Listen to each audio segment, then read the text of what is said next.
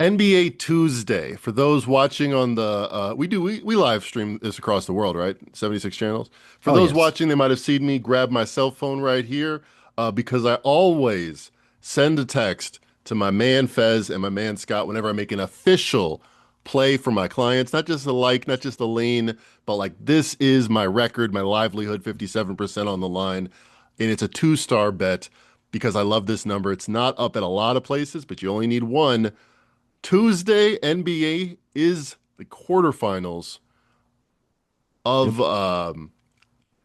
the NBA Cup, I believe it's called. And Yes.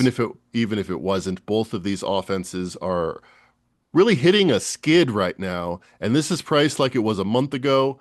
Miami Heat, Orlando Magic. Miami Heat is at Orlando Magic. The total is 238 and a half.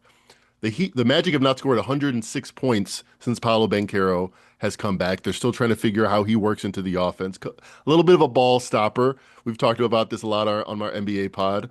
And the Miami Heat, they had this brand new offense that no one had ever seen. It was like the Memphis Grizzlies turned up 5x.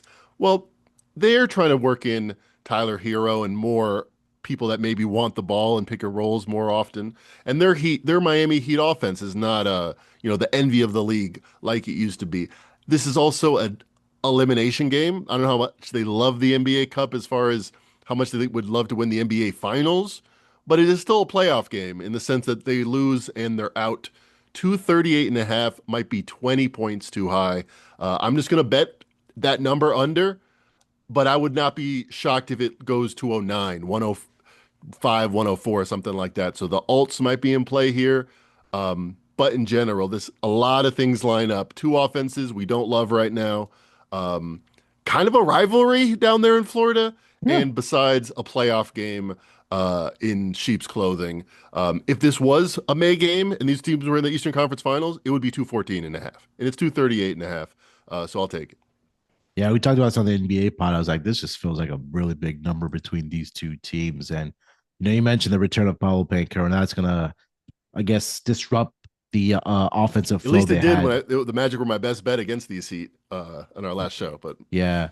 they still won. They Um, didn't cover. It hurts. yeah. And then I believe it was on what, Sunday night or Monday? Yep, 100 was it 100 106, points. 100 to the Yeah. Knicks. Yeah. So I think there's a great bet here. I think the defense. I know point differential matters when you're playing those group stage games in the NBA Cup, but Exactly. because when you're getting to the quarterfinal, I expect the defense to be up a little bit between these two teams. And I really think the market is not exactly dumb, but also not savvy enough. Where if a bookmaker says, "All right, so we're going to price this game like a NBA Cup game, right?" Yeah, they're like, "Yeah, all right, makes sense. NBA Cup games are higher scoring."